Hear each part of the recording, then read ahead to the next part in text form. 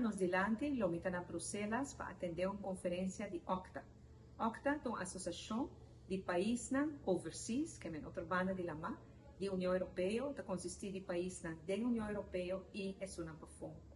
Que consiste de 3 membros, tem membros que pertencem à parte holandesa, Aruba, Curaçao, Bonaire, Saba, Saint Eustatius e Saint Martin.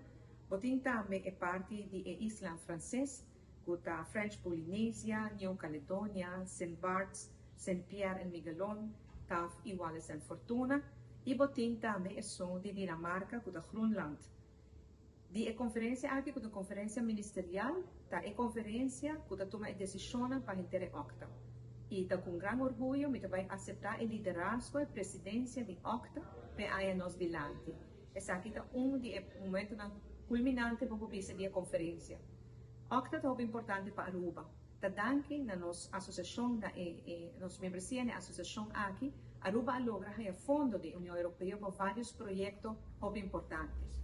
Dinanco é grande, a faculdade nova que nós temos na nossa universidade, faculdade System, também é Mobibus que nós temos e nós temos ainda, e com muito orgulho, dia mais, nós semana aqui também, para firma acordo financeiro para ajudar-nos que projeto de digitalização de 3,5 milhões de euros.